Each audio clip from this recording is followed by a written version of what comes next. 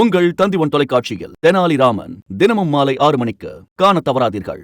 பொங்கல் பண்டிகை மற்றும் தொடர் விடுமுறைக்கு பிறகு மக்கள் மெல்ல மெல்ல சென்னை திரும்பும் நிலையில் தொடர்ந்து காய்கறி விற்பனை குறைவாகவே இருப்பதால் கோயம்பேடு சந்தையில் பச்சை காய்கறிகள் உட்பட அனைத்து காய்கறிகளின் விலையும் சரிந்து உள்ளதாக வியாபாரிகள் தகவல் தெரிவித்துள்ளனர்.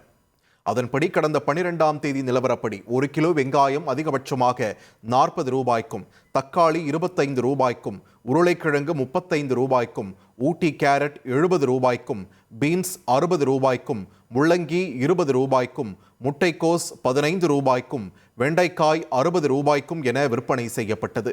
இதனிடையே தற்போது காய்கறிகளின் விலை கிலோவுக்கு 5 ரூபாய் முதல் 20 ரூபாய் வரை வெகுவாக சரிந்துள்ளது.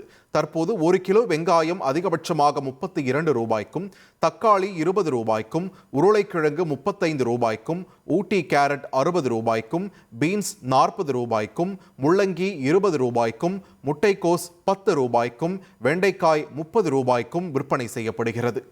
உங்கள் தந்திவன் தொலைக்காட்சியில் தெனாலிராமன் தினமும் மாலை 6 மணிக்கு காண தவறாதீர்கள்.